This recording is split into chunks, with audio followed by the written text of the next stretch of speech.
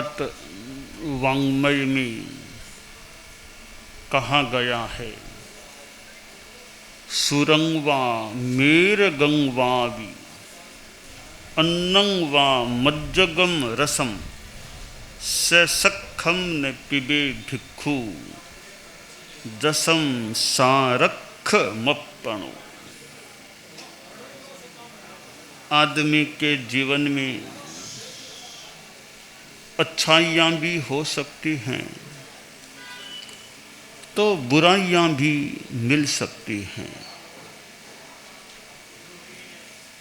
आदमी गुणों से अच्छा होता है और अगुणों से असाधु होता है, अनच्छा होता है। एक ही आदमी के जीवन को हम देखें तो हो सकता है उस आदमी में कई विशेषताएं हमें नज़र आ जाए, हमारे चिंतन में आ जाए, हमारी समीक्षा में आ जाए। तो हो सकता है उसी आदमी में कई कमियां भी प्राप्त हो सकती हैं। तत्काल एक बार किसी को देखते हैं तो आदमी प्राथमिक रूप में ध्यान में आता है, बाद में उसके साथ रहना होता है तो कुछ गहराई से उस आदमी का समीक्षण, परीक्षण, संवीक्षण किया जाए तो कुछ नई चीज भी ध्यान में आ सकती है। एक राजा राजसभा में बैठा था, सामने परिषद थी, मंत्री लोग भी अपनी जगह आसपास बैठे थे। बड़ी परिषद सामने थी, कोई विशेष समारोह था। उसी समारोह के दौरान राजा को सूचना मिली कोई अतिथि आया है। राजा ने कहा ठीक है, बुला लो, उचित स्थान पर उनको बिठा दो। तो वो अतिथि आया तो एकदम सामान्य ग्रामीण वेशभूषा में, धोती कमीज जैसे पहने हुए सामान्य वेशभूषा, और थोड़ा साधारण सा ही लग रहा था। तो उसके बैठने के लिए मंच से नीचे कुर्सियों पर स्थान आरक्षित कर लिया गया। एक बार राजा से मिलाने के लिए उसको मंच पर लाया गया तो राजा ने उसको देख लिया, सामान्य थोड़ा शिष्टाचार निभा दिया और फिर उसको मंच के नीचे बिठा दिया गया। प्रोग्राम संपन्न हो गया। फिर राजा का सचिव राजा के अपने निजी बैठने के स्थान पर आया और जानकारी दी कि वो जो अतिथि आए हैं किसी दूर प्रदेश के हैं, आपसे थोड़ी बात करना चाहते हैं और उनकी इच्छा है कि 2-3 दिन राजधानी में रह करके राजधानी को भी वो देखना चाहते हैं, अध्ययन करना चाहते हैं। तो राजा ने कहा मेरे से मिलने का तो टाइम देख लो, 15-20 मिनट जितना अपेक्षित लगे, बाकी अपने गेस्ट हाउस में उनको उतार दो, 3 दिन 2 दिन उनको राजधानी में घुमा दो, जैसा वो चाहे उनकी व्यवस्था कर दो। खान पान की व्यवस्था तो करनी ही है और जब जैसे उनको दिखाना करना दिखा देना। अतिथि की व्यवस्था हो गई, राजा से मिलने का टाइम तय हुआ। जो उस समय अतिथि को राजा के पास लाया गया, राजा ने बातचीत भी कर ली। 2-3 दिन वो वहाँ रहा और 3 दिन के बाद वह वापस रवाना होने वाला था। तो वापस जाते जाते फिर वह राजा से एक शिष्टाचार के नाते प्रणाम करने मिलने आया। राजा को प्रणाम किया तो राजा खड़ा हो गया, कुछ कदम उसके साथ उसको पहुंचाने के लिए गया, बड़े सम्मान से उसको विदाई दे दी। यह एक घटना संपन्न हो गई। 5-7 दिनों बाद फिर कोई प्रोग्राम था, राजा बैठा था, राजकुमार मंत्री और बैठे थे, परिषद भी थी। फिर राजा के पास सूचना आई कि आज फिर कोई अतिथि आया है। तो राजा बोला ठीक है, ले आओ, यथास्थान उनको बिठा दो, बाद में और बात और देख लेंगे। अतिथि आया, बड़ा अच्छे कपड़े पहने हुए, बहुत टाई लगाई हुई, बहुत यूं आधुनिक ढंग का था। तो राजा ने सोचा कोई बड़ा विशेष आदमी होगा। तो वह जब मंच के ऊपर मिलने के लिए उसको लाया गया तो राजा खड़ा हुआ, 2 कदम सामने गया, बहुत हाथ मिलाया, उसको थोड़ी देर वहीं मंच पर बात कर ली। फिर राजा ने कहा इसको मंच पर ही बिठा लो, मंच पर ही बिठा दिया गया। प्रोग्राम संपन्न हुआ। फिर सचिव आया कि उनके मिलने का टाइम, और वो भी 2-3 दिन राजधानी में रुकना चाहते हैं। कि ठीक है, रुका दो अपने गेस्ट हाउस में, भोजन की व्यवस्था तो सामान्य बात है ही, और जो ठीक लगे वैसी व्यवस्था कर दो, मेरे से मिलने का टाइम देख लो, जो उचित टाइम हो ले आना। तो राजा के लिए जो निश्चित टाइम किया गया, उस समय अतिथि को लाया गया, राजा ने बातचीत कर ली। फिर 2-3 दिन वो राजधानी के अवलोकन में रहा। फिर जब विदाई ले रहा था तो वह राजा से मिलने के लिए आया। तो राजा खड़ा नहीं हुआ, बस बैठे बैठे ठीक यूँ करके उसको विदाई दे दी। दोनों घटनाएं संपन्न हो गई। राजकुमार 1-2 दिन बाद आया अपने पिता और राजा के पास। बोला पिताश्री, मैं कुछ समझ नहीं पा रहा हूँ।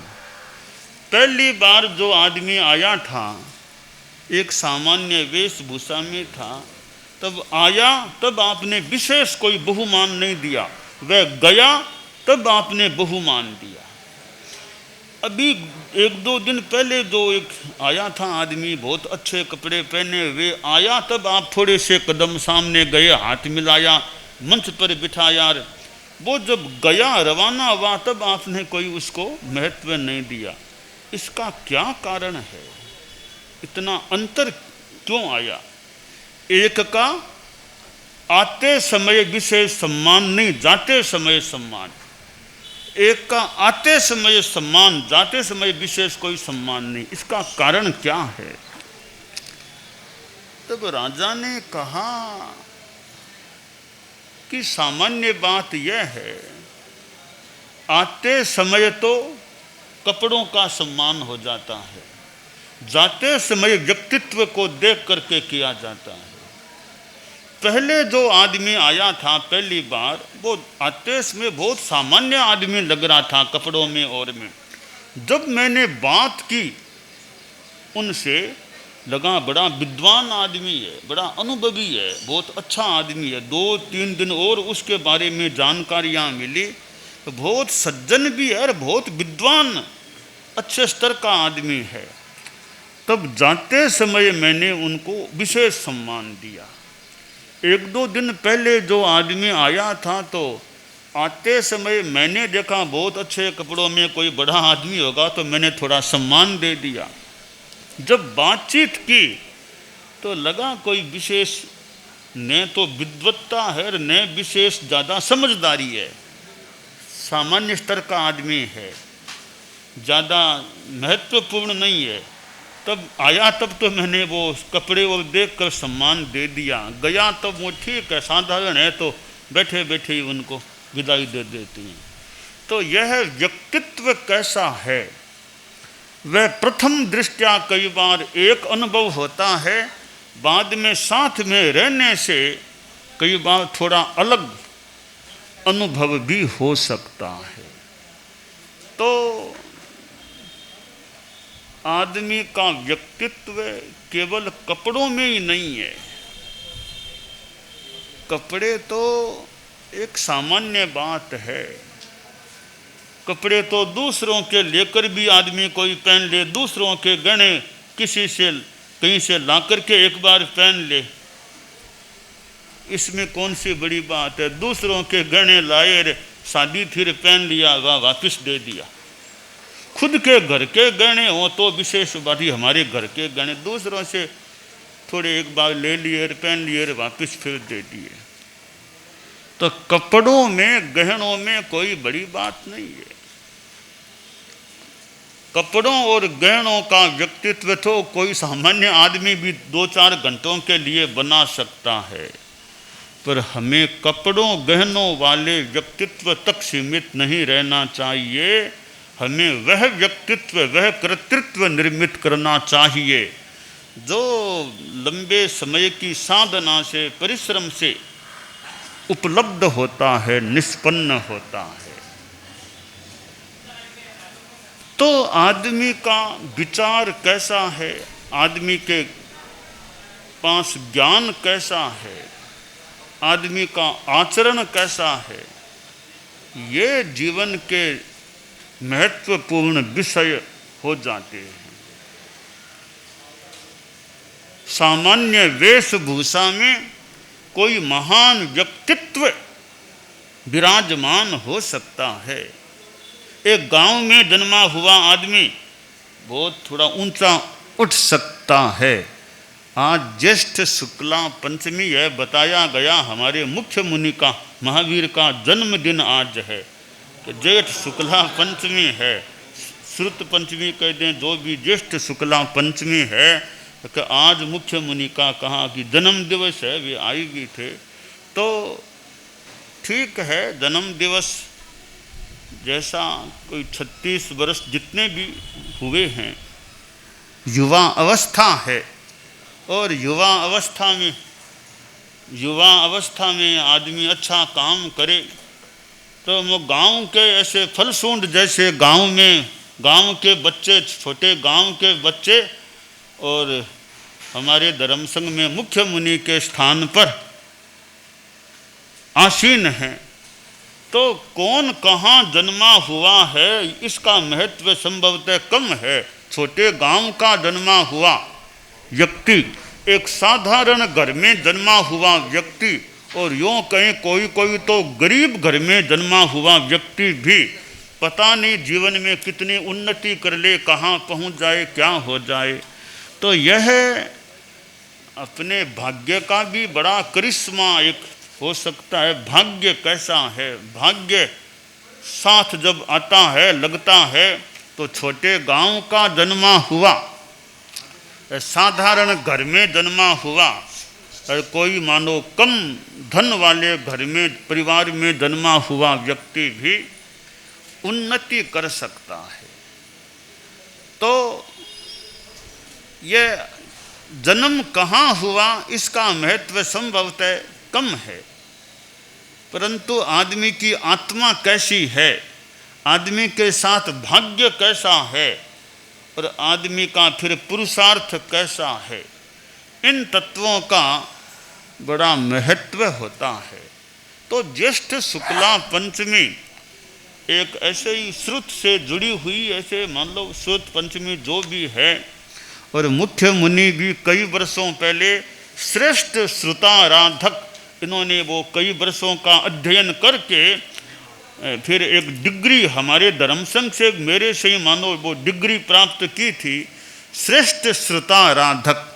तो ज्येष्ठ शुक्ला पंचमी इधर श्रुत के साथ जुड़ी हुई मुख्य मुनि का, जैसा कहा गया जन्म दिवस आज का है, और मुख्य मुनि को श्रेष्ठ श्रुताराधक की वो डिग्री कह दें, उपाधि जो भी कह दें, मिली थी। और बाद में तो बहुश्रुत परिषद में तो आ ही गए थे, फिर बहुश्रुत परिषद के संयोजक भी लगभग 1 साल से अधिक समय हो गया, और बहुश्रुत परिषद के संयोजक भी बन गए। तो तीनों बातें श्रुत हो गई। तो ज्येष्ठ जन्मे, जैसा कहा ज्येष्ठ शुक्ला पंचमी जन्मे, तब भी मान लें श्रुत पंचमी, श्रुत जन्म के साथ ही मानो श्रुत जुड़ गया, और बाद में श्रेष्ठ श्रुताराधक, फिर वो श्रुत जुड़ गया, फिर वो बहुश्रुत परिषद में तो फिर श्रुत जुड़ गया, फिर बहुश्रुत परिषद के संयोजक तो बहुश्रुत के भी एक परिषद के संयोजक हो गए। तो मानो श्रुत श्रुत श्रुत श्रुत कितना जुड़ा हुआ है। तो यह श्रुत संपदा जो है जीवन में, साधु में श्रुत संपदा अच्छी हो, बहुश्रुत होना अच्छी बात है। यह उत्तराध्ययनानी में 11वां अध्ययन है, बहुश्रुत की पूजा जो भी, तो वो अध्ययन अपने आप में बड़ा महत्वपूर्ण है। बहुश्रुत की एक महिमा उस अध्ययन में हमें प्राप्त होती है। शिक्षा के बारे में, शिक्षा के बाधक तत्व क्या हैं, कौन शिक्षा को मतलब पाने में बाधित हो सकता है, कौन मतलब प्राप्त कर सके, जो भी ऐसी बातें 11वें अध्ययन में हैं। तो श्रुत हमारे जीवन का एक निधान, एक संपत्ति बन सकती है। आज गृहस्थों में भी कई बड़े अच्छे ज्ञानवान विद्वान डिग्रीधारी मिल सकते हैं, अच्छी डिग्रियां ली हुई, अच्छे डॉक्टर, अच्छे वकील, अच्छे जज, अच्छे इंजीनियर, अच्छे वैज्ञानिक, अच्छे शिक्षक, प्रोफेसर अच्छे अच्छे मिल सकते हैं। गृहस्थ भी पढ़ने वाले विकास कर सकते हैं। और हमारे साधु साध्वी साधु समुदाय में भी आगम का अध्ययन है, संस्कृत भाषा का और का जो भी अध्ययन है उस हिसाब से भी। और आजकल तो BA MA डॉक्टर कई उपाधियां भी साधु लोग, चारित्रात्माएँ साध्वियाँ प्राप्त कर लेते हैं। तो वो डिग्रियां एक चीज़ है, मिल जाना, मूल श्रुत का विकास होना वो खास बात होती है। तो ज्येष्ठ शुक्ला पंचमी श्रुत के साथ मानो जुड़ी हुई तिथि और मुख्य मुनि के साथ भी जुड़ गई, या मुख्य मुनि श्रुत की इस पंचमी से मानो जुड़ गए, वो जन्म के साथ जो जुड़ने की बात है। तो यह श्रुत का विकास, तो मुख्य मुनि को जो एक युवा अवस्था में है, और जैसा कहा भी 36 वर्ष जितने भी पूरे हुए हैं, और 36 का अपना है, 63 का अपना है। 36 का अपना, मेरा जन्म का वर्ष 63वां चल रहा है, तो मुख्य मुनि के 36 मानव पूरे हुए हैं। दोनों में बड़ा अंतर है, 36 और 63 में बड़ा अंतर है। 36 में तिये का मुंह उधर, छक्के का मुंह उधर होता है, 63 में दोनों का मुंह एक दूसरे की तरफ होता है। तो दोनों में बड़ा अंतर है। तो मुख्य मुनि का तो आज वो जैसा कहा 36 वर्ष की पूर्णता की बात बताई, तो 36 और 63, हमारा तो 63वां वर्ष है, इनका 36 पूरे हो रहे हैं। तो ठीक है, कहीं विमुक्ता भी ठीक है, कहीं विमुक्ता भी होनी ठीक है, पापों से विमुक्ता होनी भी ठीक है, धर्म से सम्मुखता होनी भी ठीक है। तो 63 में सम्मुखता है और 36 में विमुक्ता है, विषय विरक्ति के रूप में विमुक्ता रहे, और श्रुत की आराधना के संदर्भ में मानो सम्मुखता रहे। तो यह 36 वर्ष की जो बात है, 36 वर्ष एक जवानी का, एक युवा अवस्था का समय होता है। तो मुख्य मुनि भी खूब युवा अवस्था में खूब अच्छा विकास उन्नति करते रहें, खूब सेवा देते रहें, और शरीर स्वास्थ्य का ध्यान रखने का भी प्रयास रखें। भी वो तो कर्मों का योग है अपना भी, कब आदमी के कितनी सांत्वेदनीय की स्थिति, कितनी कब असांत्वेदनीय की, पर जो व्यवहार में ध्यान रखा जा सके, ध्यान रखना उचित हो, वो आदमी रखे। तो युवा अवस्था भी बहुत महत्वपूर्ण एक समय है कार्य करने के लिए। तो ये श्रुत पंचमी, ये बहुश्रुत परिषद के संयोजक और फिर मुख्य मुनित्व, ये कई बातें हैं। तो धर्म संघ की औरों की सेवा करने में अपना शक्ति का नियोजन खूब अच्छा होता रहे, और जहाँ जब मौका मिले सेवा का, सेवा के लिए तैयार हैं। जो दिन में रात में जब सेवा मिले, कभी रात के 11 बजे, कभी और कभी जब जैसी अपेक्षा हो, तो सेवा की भावना, सेवा अस्माकम धर्म है, सेवा और तो धर्म है ही है, इधर सेवा अस्माकम धर्म है कि सेवा हमारा धर्म है। तो यह श्रुत के रूप में भी सेवा हो सकती है, खुद का अध्ययन हो, दूसरों के प्रश्नों का उत्तर दिया जा सके, दूसरों को पढ़ाया जा सके, आगम पढ़ाना हो, तत्वज्ञान बताना हो, और कोई भाषा पढ़ाना हो, तेरा पंथ के सिद्धांतों की बात हो, वो जैनिज्म की बात हो, पर्यावरण, जैन आगम, जो ऐसी बातें हों, तो श्रुत की संपुष्टता रहे, श्रुत की संपन्नता रहे, यह भी एक साधु जीवन की अपनी एक उपलब्धि होती है। तो बहुश्रुत परिषद का संयोजक होना भी अपने आप में एक प्रकार की ऊंची बात है। और साथ में यह एक बात भी है कि बहुश्रुत परिषद के 7 सदस्य हैं, उम्र में सबसे छोटे मुख्य मुनि हैं, सबसे छोटे मुख्य मुनि, संयोजक के नाते सबसे बड़े मुख्य मुनि बहुश्रुत परिषद में। तो संयोजक का मतलब एक तरह से सबसे थोड़ा ऊपर होना ही मान लें संयोजक को।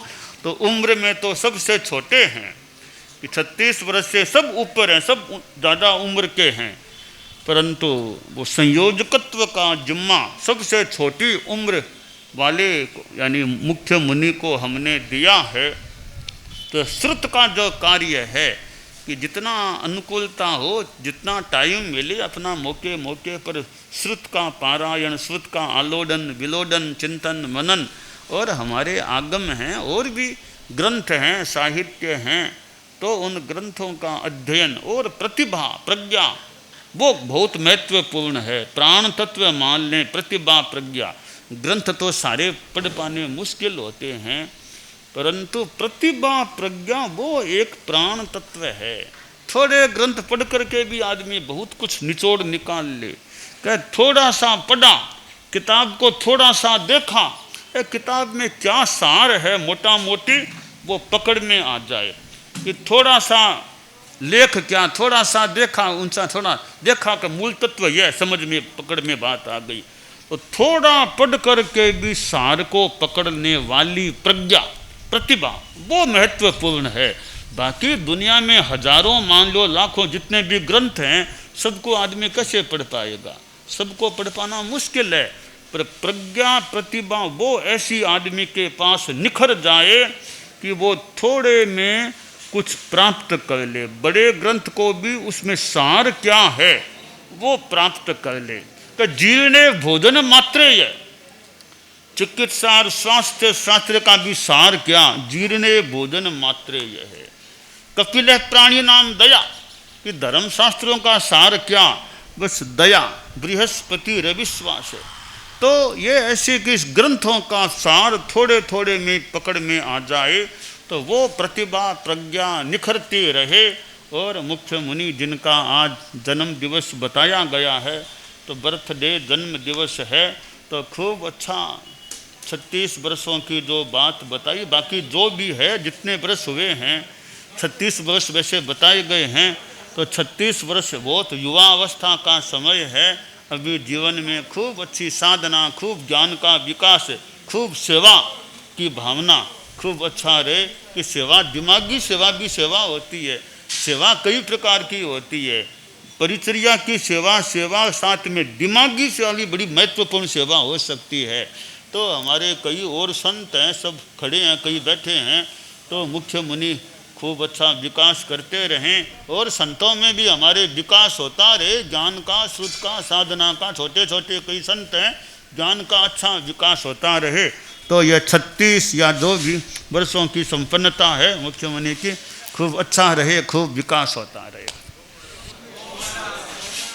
दानान शिष्ठम अभय पयाणम सच्चेषु या अणवज्जं वयन्ति तवेषु या उत्तम बंभचेरम लोगुत्तमे समणेनाय पुत्ते।